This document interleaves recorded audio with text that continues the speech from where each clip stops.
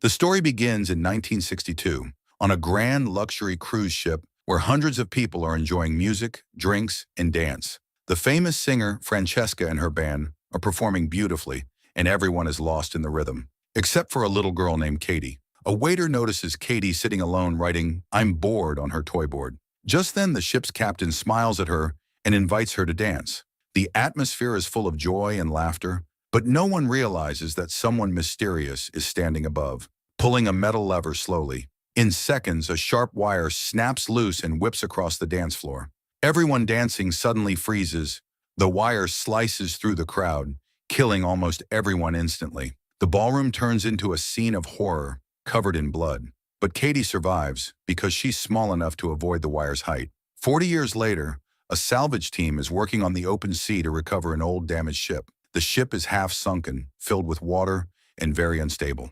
Epps, one of the crew members, dives down to inspect it and discovers a huge hole in the hull that could sink it completely within minutes. Their captain, Murphy, tells her to leave it, but Epps insists on fixing it. With the help of Munder and Dodge, she manages to weld the cracks shut. The team celebrates their success, happy about the money they'll earn from the job. That's when a pilot named Jack Ferriman arrives. He tells them that a month ago, while flying over the Bering Sea, he saw an old, mysterious ship floating all alone. It looked ancient, but still intact. He tried contacting it by radio several times, but got no response. Now he wants this salvage crew to check out the strange ship with him. The next morning, the team sets out on their journey. The whole day passes, but they find nothing in the endless sea. As evening falls, Santos spots something strange on the water and quickly calls Murphy. But by the time Murphy arrives, the mysterious shape disappears. Murphy thinks Santos might be imagining things, until the same object starts appearing and disappearing on the radar screen again and again. Epps joins them in the control room, and everyone stares at the radar in silence. Murphy tries to use the radio, but there's no signal at all, as if some invisible force is blocking their communication. Suddenly, out of nowhere, a massive ship appears right in front of them. Santos pulls the brakes hard and barely manages to stop in time, but their boat still hits the huge vessel slightly, damaging the engine. Murphy looks at the old letters on the ship's hull. It reads Antonia Grazia. Shocked, he tells the team that this was an Italian cruise ship that mysteriously vanished in 1962 without sending a single distress signal. Finding it was every captain's dream, the team quickly decides to investigate. Half of them will board the ghost ship, and the others will stay on their tugboat for safety. As soon as they step onto the ship, they notice all the lifeboats and safety lockers are empty, not a single one left. Inside, their radio connection cuts off completely, and the whole place is silent and eerie. Suddenly, the sound of an old clock ticking echoes through the dark hallway. It's an antique pendulum clock, still working after all these years. When it strikes the hour, its loud chime startles everyone. As the team continues exploring, something moves behind them. Katie's old toy. It shakes by itself, and the words appear on it, "Welcome aboard." The deeper they go inside, the more the radio static grows. Strangely, they haven't found a single dead body anywhere. They open a heavy steel door and move to the lower deck. Suddenly, the floor collapses and Munder falls through. Epps grabs his hand to save him, but she starts slipping too. The others hold on to her legs and pull with all their strength. While hanging, Epps looks down and sees Katie's shadow staring back at her, but it vanishes in a blink.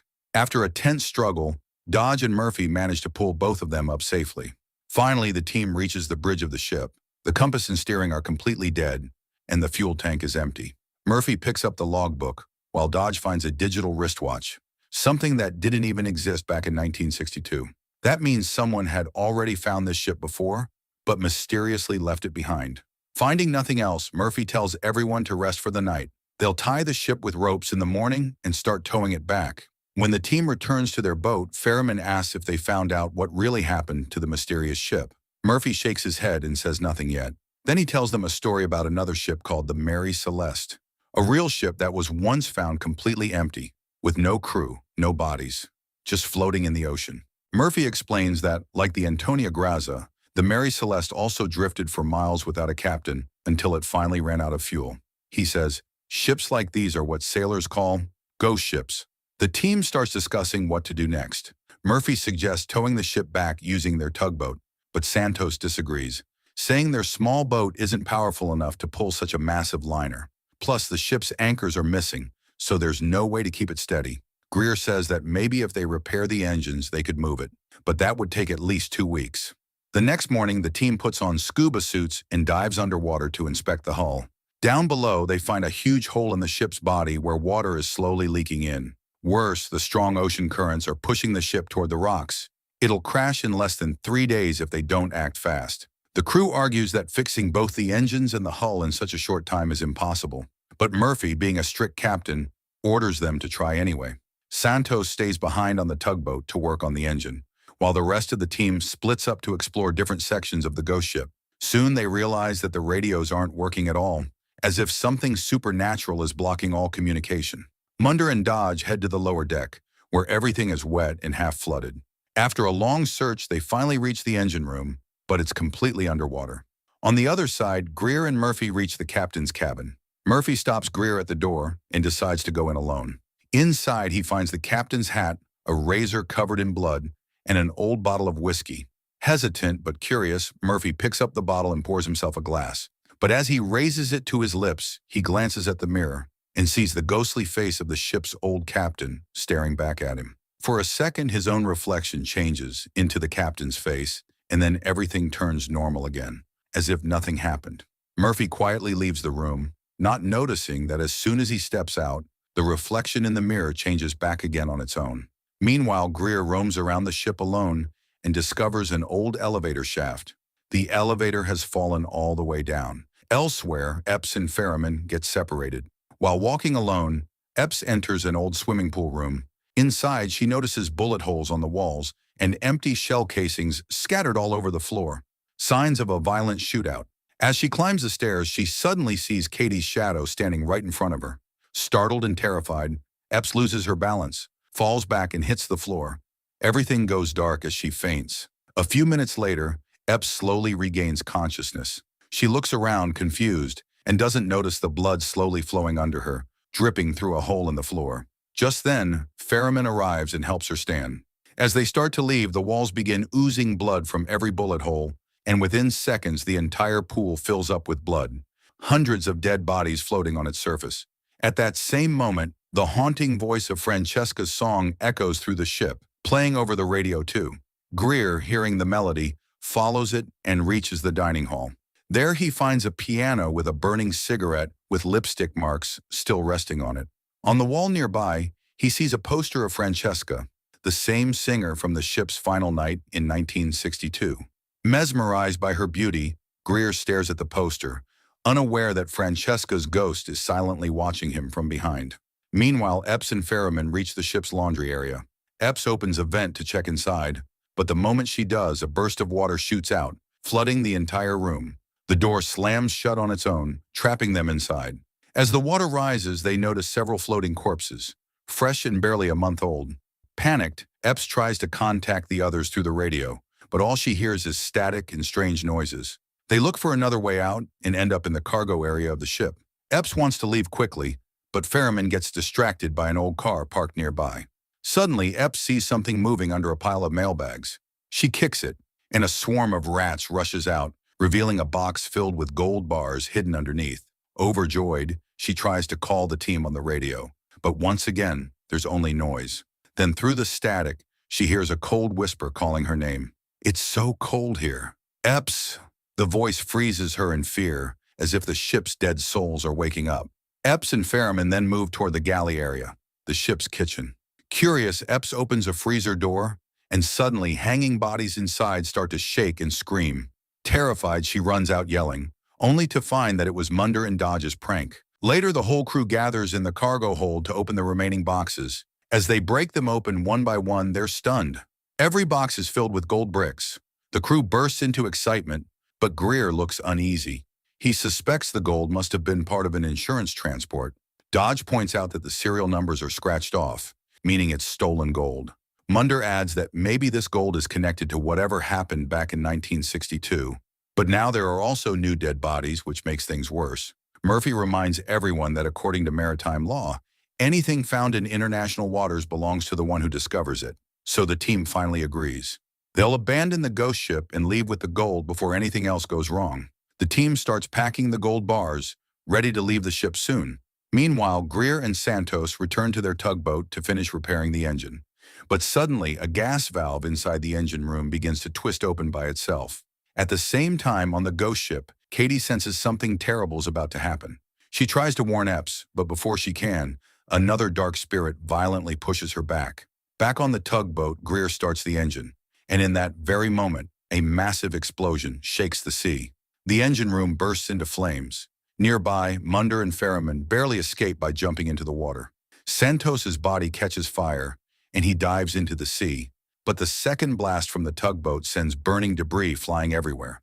The shock wave hits the Antonia Grassa, throwing Epps backward off the deck. She quickly dives into the water to save her crew. Epps manages to pull Greer out alive, while Ferriman rescues Munder. But Santos is gone, no sign of him anywhere. From above, Katie watches silently, her face filled with both anger and sadness, as the burning wreck sinks into darkness. Now, with their tugboat destroyed, the team has no choice but to spend the night on the haunted ship. Tension rises. Dodge blames Ferriman for Santos's death, saying he didn't research the ship properly before bringing them here. Furious, Dodge tries to fight him, but Greer steps in and stops the fight. Epps tells everyone they need to fix the ship, so they can either sail it home or survive until help arrives. But instead of working together, they start arguing again. Things get heated and Greer punches Munder in anger. The team separates them and locks them in different rooms to calm down. Later that night, Katie's ghost is seen dancing quietly near the swimming pool, her dress moving slowly in the empty hall. In the kitchen, Dodge and Munder open some old food cans and are shocked to see that the food still looks fresh. But their relief turns to horror when they notice worms crawling inside the food. Meanwhile, Epps finds an old passenger list and spots Katie's name on it. It says she was traveling alone. Curious, Epps searches for Katie's cabin number and decides to go find it. As she walks down the dark hallway, all the doors suddenly slam shut, except one, which slowly creaks open on its own. Heart pounding, Epps steps inside the room. Inside the room, Epps hears someone softly humming. The room is filled with Katie's old belongings, and when Epps slowly opens the closet, she's shocked to see Katie's dead body inside. Moments later, she finds a locket around the corpse's neck. When she opens it, she sees pictures of Katie's parents. Suddenly, Katie's ghost appears behind her and softly says, "Don't close it. I haven't seen them for years." Epps tries to hand the locket back, but it passes right through Katie's hand. That's when Epps realizes Katie is truly a spirit. Katie explains that everyone on this ship is trapped, and when he finishes collecting enough souls, he will consume them all. Epps panics and asks who he is, but suddenly blood starts dripping from the ceiling. Katie looks terrified and whispers, "He doesn't want us to talk." She warns Epps to leave the ship before it's too late, then screams and vanishes into thin air. Meanwhile, in the grand dining hall, Greer sits alone, drinking while looking at a photo of his fiancée. As he's about to stand up, all the lights in the hall suddenly turn on, and the broken furniture magically repairs itself. Within seconds, the hall looks brand new, like time has reversed. The ghosts of the old passengers appear, clapping and dancing. Among them, a beautiful woman named Francesca approaches Greer and gently kisses his cheek. Greer knows none of this is real, but he convinces himself that if he kisses her back, it doesn't count as cheating. He kisses Francesca on the lips. She smiles seductively and slowly walks away, removing her gown piece by piece, leading him toward the elevator. When she stands naked at the edge of the open shaft, Greer reaches out to touch her, but his hand passes right through her body. Before he can react, he loses balance and falls straight down the elevator shaft to his death. Francesca's face suddenly turns demonic as she laughs in a horrifying, echoing voice. In the captain's cabin, Murphy drinks until he slowly dozes off. After a while, the bottle beside him begins to move on its own, waking him up in shock. Standing before him is the ghost of the ship's original captain. The ghost calmly offers him another drink and hands him a notebook filled with old photographs of a ship called Lorelei, the same vessel Murphy once rescued right before the Antonia Grassa disappeared. In the pictures, Murphy notices the same gold crates that are now aboard this ghost ship. Murphy insists that no one survived on the Lorelei, but the old captain shakes his head and shows him another photo of a single survivor. When Murphy sees the man's face, he's completely stunned. Terrified, he rushes out to warn the others. But as he enters the pool room, he comes face to face with Santos's ghost. Murphy panics and tries to run, but the ghost blocks his way, repeating, "You killed me, Murphy." Just then, Epps and Ferriman arrive and try to calm him down. But in Murphy's eyes, they both look like Santos. Convinced they're trying to attack him, Murphy lashes out, pushing Epps hard against a metal pole. Epps tries to defend herself but doesn't want to hurt her captain. Murphy keeps attacking until Epps is forced to stab his leg with a sharp object to stop him. Still, he keeps coming at her, until Ferriman knocks him out from behind. Later, the crew locks Murphy inside the aquarium room for everyone's safety. The remaining team decides to focus on fixing the ship. Morning arrives, but Greer is still missing. Together, Munder, Dodge, and Epps dive into the flooded engine room. They manage to blast open a blocked door and discover a huge hole inside. After a lot of work, they finally seal it and set up pumps to drain the water. Slowly, the ship's compass and steering systems come back online. Now, if they can control the flow of water, they might prevent the ship from crashing into the rocks. Epps heads out once again to find Greer. That's when Katie appears and silently guides her through the dark halls. Following her, Epps discovers Greer's lifeless body and breaks down in tears. Katie gently touches her shoulder, pulling her into a haunting vision of the past. Epps witnesses the horrifying truth. Years ago, when the Lorelei was found, greed took over the passengers and crew. Everyone turned against each other, killing for the gold. The ship was filled with blood and betrayal. Katie was murdered in her own cabin. Later, when the surviving men reached the gold, Francesca seduced their leader, making him kill all his own men. But after the massacre, Francesca shot the leader in the head, unaware that one man was still alive. That final man kissed Francesca, then brutally killed her with a metal hook. After her death, he carved a strange symbol into her hand, marking the beginning of something truly evil. Epps is completely shocked. She finally realizes that the man from the past, the one who killed everyone on the Lorelei, is none other than Ferriman himself. Horrified, she runs as fast as she can toward the aquarium room where Ferriman was supposed to be watching over Murphy. But when she gets there, it's already too late. Murphy is dead. Overwhelmed with rage and sorrow, Epps punches the glass walls again and again before collapsing in tears. Meanwhile, down in the engine room, the water flow suddenly stops because a pipe gets jammed. Munder dives in to fix it while Dodge takes control on the ship's bridge. Epps rushes in to tell Dodge about Murphy's death, but before she can, Ferriman enters the room. Quickly, Epps changes the subject and insists they need to leave the ship immediately. She says she'll check for an escape route below and warns Dodge to keep an eye on Ferriman. Before leaving, she hands Dodge a gun, just in case. Underwater, Munder struggles to repair the pipe, but his leg gets trapped in the gears. The machinery suddenly powers on by itself, pulling him inside. He fights desperately to break free, but the gears are too strong. Within seconds, he's crushed to death. When Epps arrives, the sight of blood in the water says it all. Up on the bridge, Ferriman tries to leave, but Dodge blocks his path and points the gun at him.